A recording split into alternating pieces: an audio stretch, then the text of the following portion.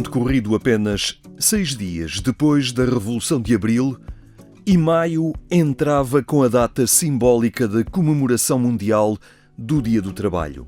Em 1974, o 1º de maio foi pela primeira vez celebrado entre nós, em liberdade. Na véspera ou antevéspera, não posso agora precisar, chegou às instalações um agente da Guarda Nacional Republicana e ficou tudo muito admirado, viram ali o homem fardado e tal. E levava-me um convite precisamente para ir para a tribuna principal do estádio 1º de Maio. A Avenida dos Aliados no Porto, repleta de gente, repleta com cravos vermelhos, cartazes, canções, alegria. Era assim um vento, à semelhança deste vento que corre agora, o vento que passava pelo coração, uma alegria enormíssima.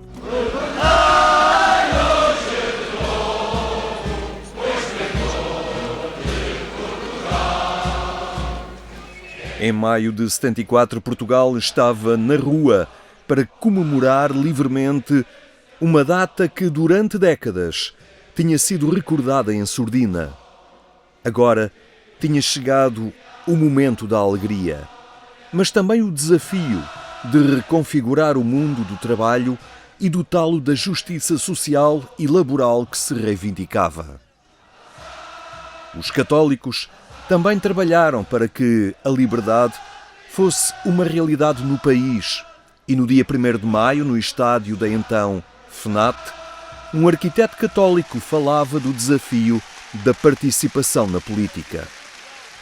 Os cristãos que lutaram consequentemente contra o fascismo, bem como aqueles inumeráveis a quem nestes dias caíram as escamas dos olhos e passaram a ver claro, têm que assumir neste momento a responsabilidade de uma clara definição política, pois é intervindo ativamente no campo político que a sua ação pode ser útil na construção que está à nossa frente de uma sociedade nova. Nessa perspectiva, os cristãos escolherão naturalmente variadas inserções políticas.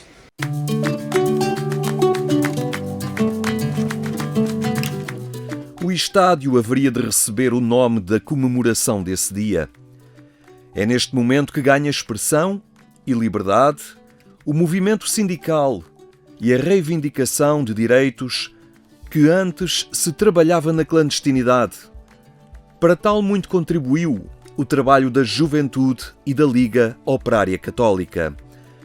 Trabalho também de católicos a que alguns chamaram progressistas, numa expressão na qual Fernando Moreira de Abreu nunca se reviu.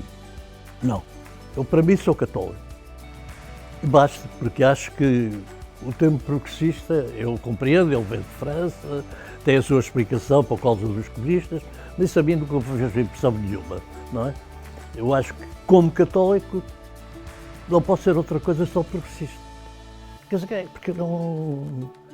Quer dizer, ou então pego nos evangelhos e deito-os para o lixo.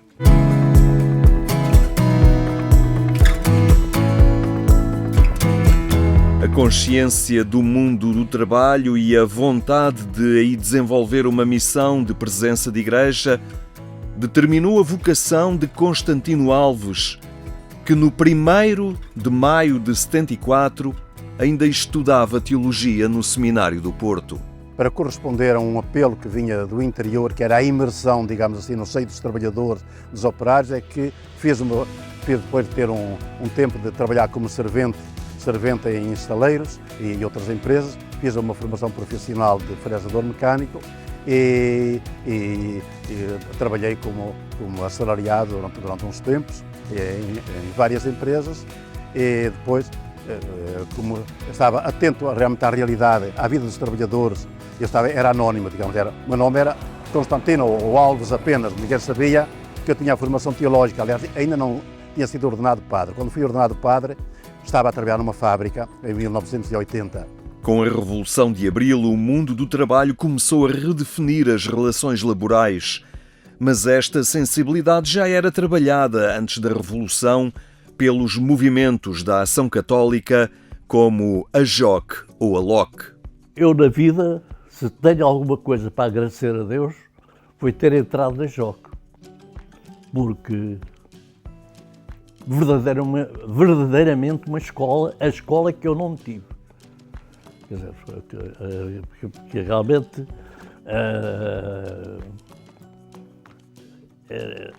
transformei-me por completo e adquiri realmente uma visão da vida, do mundo, da religião. Bom, tive a sorte de ter o Padre Abel Brasil durante algum tempo como pároco, depois foi desterrado para a terra dele, para a terra natal, e sinto ainda hoje uma grande paixão pela JOC, que neste momento nem sequer tem secção em Lisboa. Um dia, Fernando Abreu foi detido pela PIDE e experimentou o que custava defender os ideais em que acreditava. E então levaram-nos para a PIDE. Aí o meu colega era da LOC, tínhamos encontrado, era da JOC de Santa Engrácia, levaram-no para o gabinete depois ele contou, do inspetor, que lhe ofereceu café e que lhe pediu desculpa porque tinha sido um engano. Foi a confusão. A mim, mandaram-me tirar tudo das algibeiras, chamaram-me uma quantidade de nomes, deram-me algumas saladas e uns pontapés e tal. Horários de trabalho, subsídios de férias e Natal, uma busca por um maior reconhecimento do esforço e da produtividade. A justiça laboral, que se cruza com a doutrina social da Igreja, é o motor do movimento sindical. Tomei consciência das injustiças que havia naquela fábrica aqui em Setúbal. Os trabalhadores descobriram-me, não como padre, nem sabiam nada disso, nem como católico ou cristão, mas realmente como alguém que se preocupava com os outros, com as questões da justiça. Eleito delegado sindical pela minha empresa, no Sindicato dos Metalúrgicos do Sul, depois vim a ser, entre aspas, descoberto pela uma forma própria de fazer sindicalismo participativo com os trabalhadores e numa entrega também total a eles, e fui depois convidado para integrar a direção dos Sindicatos Metalúrgicos do Sul, onde estive a tempo inteiro durante 8 anos coordenando toda esta zona de Setúbal, Palmela, Grândola, naqueles tempos em que estava o Sr. Manuel Martins. O movimento sindical tem agora o caminho livre para a associação e filiação política e os católicos ocupam lugar em diversas entidades sindicais. Mesmo na gênese da formação da CGTP, a Confederação Geral dos Trabalhadores, participaram ativamente sindicalistas que já eram conhecidos antes do 25 de Abril e que, juntamente com militantes, como eu referi há bocadinho, de organizações partidárias, particularmente do Partido Comunista Português, mas não só, criaram o embrião da CGTP, que depois foi constituindo, dentro das potencialidades e limites também, como uma organização unitária em que militavam muitos militantes cristãos, provenientes fundamentalmente dessa grande forma de evangelização que era a ação católica, como ver, julgar e agir com a revisão de vida, e muitos integraram as direções de sindicatos, dos textos, lanifícios, escritórios, metalúrgicos, etc. Em 6 de outubro de 74, é domingo. Mas para esse dia foi convocado um dia de trabalho nacional para apoio à Revolução e ao movimento das Forças Armadas. A Igreja, como medida de paz social, dispensa os católicos da participação na missa para poderem trabalhar. O Sr. Carlos Ferreira é um empregado da construtora moderna, já reformado, que veio, no entanto, hoje trabalhar. Por que é que o senhor veio hoje trabalhar? Vim hoje trabalhar porque considerei que hoje o meu dever era estar junto dos meus camaradas, de onde trabalhei 18 anos, em perfeita camaradagem, não é? Com o intuito, não é? De contribuir para esta grandiosa jornada, não é? Em que o povo afirma, não é? Que trabalha com ordem, e sem querer, não é? Que aqueles que a reação pretende, não é? Dizer que em Portugal há desordem e que queremos conduzir o país, não é? Para uma situação de desordem, pondo em perigo a unidade nacional. Portugal agita-se na descoberta da liberdade e na reivindicação de direitos. No sul do país, o trabalho agrícola é dominado pelo movimento da reforma agrária.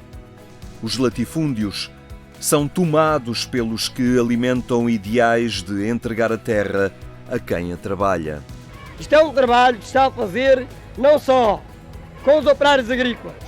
São os operários agrícolas, os pequenos e médios agricultores que se juntaram a nós, são os industriais de máquinas que têm aluguer cá no Coço, também vão os mecânicos que já se aprontaram para trabalhar junto connosco, alguns comerciantes e até pedreiros, barbeiros, todos se prepararam já para irem para a reforma agrária. Querem fazer parte deste conjunto. Pelas herdades do Alentejo e Ribatejo são comuns as colunas de veículos agrícolas que avançam para tomar posse da terra num movimento de ocupação apoiado pelo MFA. Na indústria, as comissões de trabalhadores reivindicam direitos e pedem maior envolvimento na gestão da empresa.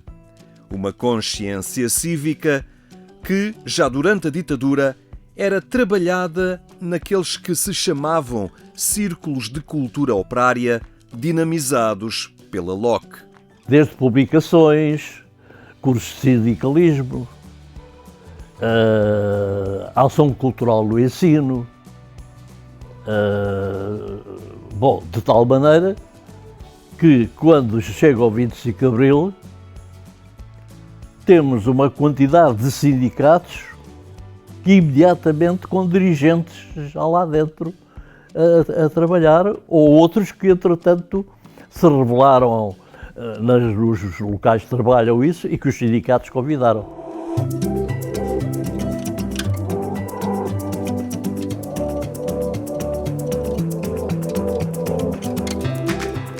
"50 anos depois, a precariedade e a injustiça laboral perduram ainda.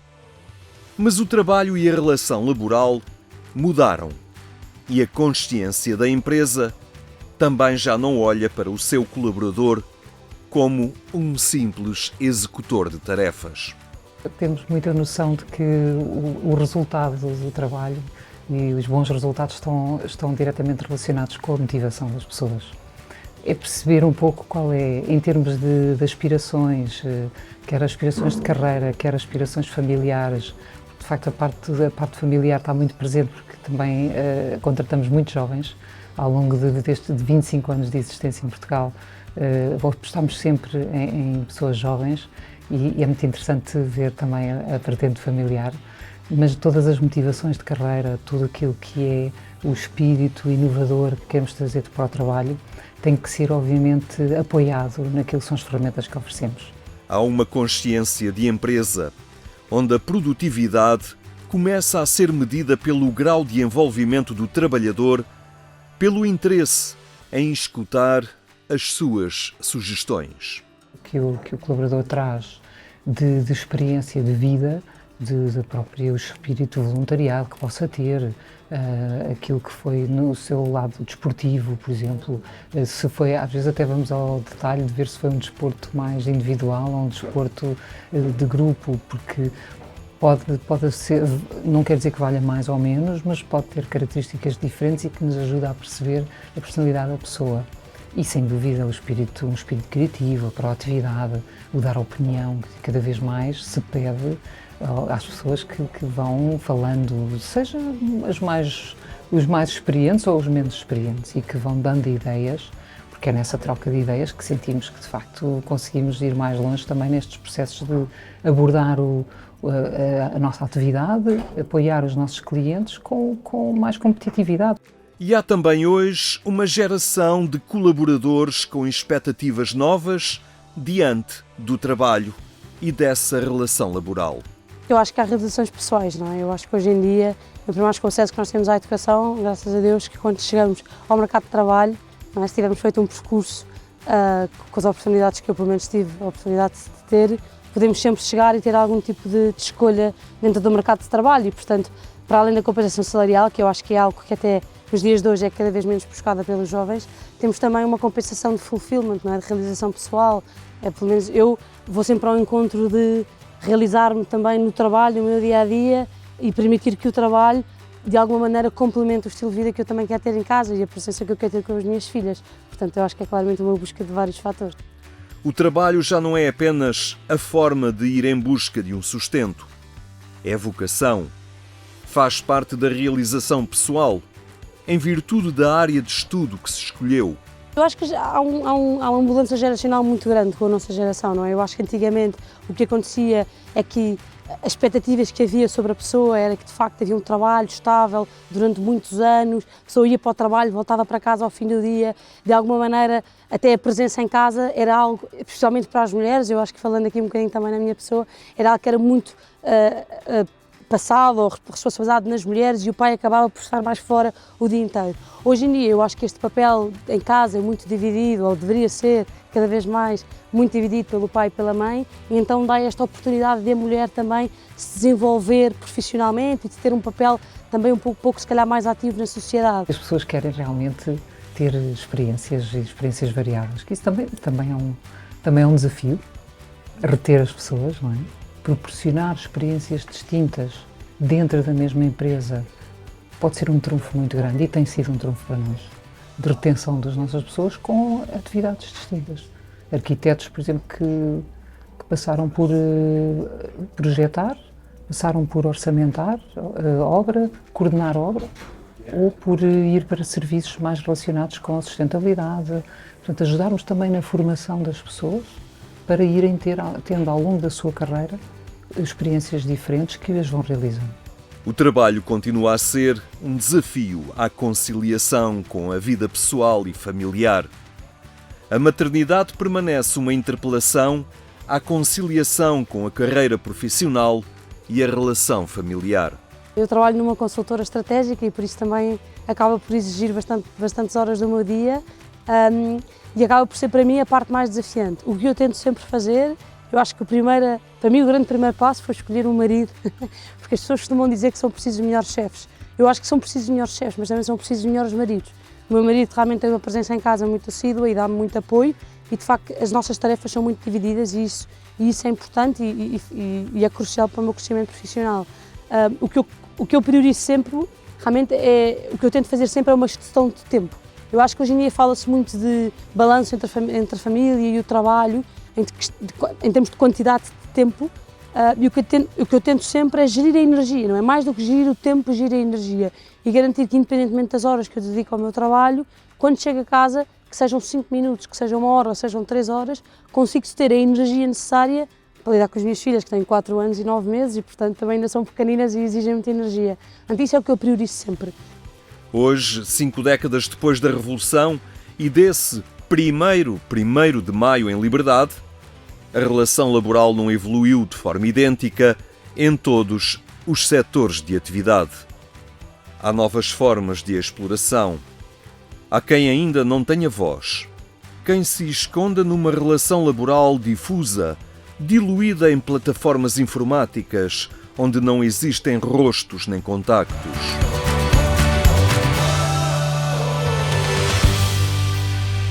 O sindicalismo, isto também tem não apenas o direito, mas também a obrigação de despertar toda a sociedade e também de, como dizia o Dr. Manuel Martins, de incomodar o poder, incomodar para que coloquem, e temos um novo governo agora, coloquem no centro das suas prioridades a questão do trabalho com dignidade e com direitos para os trabalhadores, porque sem isso não há família. Sem isso, há uma violência institucionalizada sobre a vida das pessoas, sempre dependentes do trabalho precário, na insegurança. Há cada vez mais a fortificação, digamos, do capital financeiro, económico, de elites, de políticas que legitimam esses interesses. E há aquilo que alguém escreveu, acho que muito bem, que a grande questão social hoje é a desigualdade social. Para a Igreja, o mundo do trabalho permanece uma seara que reclama presença.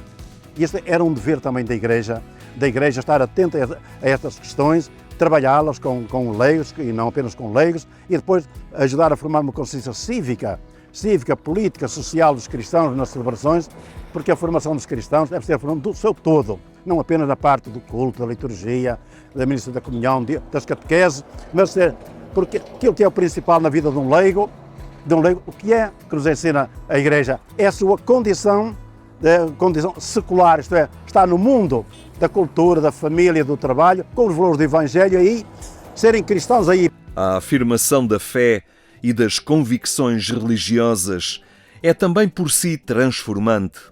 Para quem trabalha, ela é geradora de sentido e proporciona horizonte no que se faz e constrói. Eu acho que sem a fé eu não conseguia viver e, portanto, eu não conseguia trabalhar, não é? Ainda para mais num trabalho tão exigente como o meu, eu muitas vezes chego à noite e pergunto, não é? O que é que Cristo me pede? O que é que... Às vezes as horas que eu trabalho, mesmo comigo, quer dizer, e falando um bocadinho a nível pessoal, muitas vezes acabam por me questionar se eu estou a fazer a coisa certa, não é? Quer dizer, será que Cristo me pede esta entrega tão grande, com tantas horas de trabalho ao meu trabalho? O que eu faço é ver a história, não é? Santificar o trabalho no meu dia-a-dia e entregar a Cristo o sofrimento que às vezes Ele também entaila ou exige, e ver Cristo nas pessoas. Nas empresas também há quem coloque o Evangelho na relação laboral e produtiva. A Associação Católica de Empresários e Gestores tem itinerários de vivência dos valores cristãos no ambiente empresarial. Eu costumo dizer, para inspirarmos também temos que ser inspirados, e a SES traz-nos a inspiração, traz-nos uma reflexão também constante e tem um veículo que eu acho extraordinário para isso, que são os grupos de Cristo na Empresa, que no fundo grupos de reflexão sobre aquilo que é levarmos aqui os nossos princípios e os valores cristãos também para o nosso dia-a-dia, do nosso trabalho, e isso tem uma amplitude enorme, até porque depois a partilha de experiências entre empresários, entre gestores, enriquece imenso o nosso trabalho e inspira-nos e traz-nos um ponto de orientação, não é? Não só inspiração, mas um ponto de orientação, que nos ajuda a perceber se estamos ou não no caminho para o equilíbrio, este tal equilíbrio que hoje em dia as pessoas e o ser humano merece, não é? Ter um equilíbrio de vida familiar, vida profissional, a vida de descanso, são um ponto orientador muito, muito valoroso. 5 décadas depois, voltamos a celebrar o trabalho numa jornada mundial. O que está por fazer? O que diz a data a quem nasceu já em tempos de liberdade? Eu sou de outro tempo, ficam sempre reminiscências, não é? Mas não digo que tem que se repetir o que se fez, não é isso. É encontrar a resposta aos tempos presentes com as pessoas presentes. Mas é preciso mobilizá-las. É um dia, de facto, de celebração e de reconquista ou até mesmo conquista em alguns casos. Mesmo sendo uma mulher, eu acho que existe de facto uma grande evolução no mercado de trabalho, que nos posiciona a nós também numa grande vantagem face ao antigamente. No entanto, eu acho que também há ainda muito trabalho para fazer, não é? Eu acho que, como falava inicialmente, não é? Eu acho que a sociedade ainda não olha para este posicionamento também da mulher no mercado de trabalho com os olhos que muitas vezes deveria olhar, não é? É muito comum perguntar-se a uma mulher quando se está numa reunião às 8 da noite, não é? Então, mas e os teus filhos, não é? E quando se calhar está um homem, a atitude é muito mais que trabalhador que ele é, e de facto não existe, eu acho que não existe ainda aqui esta justiça social. O trabalho não é simples busca de sustento. É expressão da dignidade do homem. É exemplo da sua capacidade criativa. É via para gerar qualidade de vida, mas também oportunidades e justa distribuição da riqueza. Como disse o Papa Francisco, num dia 1º de maio, é o trabalho que torna o homem semelhante a Deus, pois com o trabalho o homem é criador, é capaz de criar muitas coisas, até mesmo de criar uma família para seguir em frente.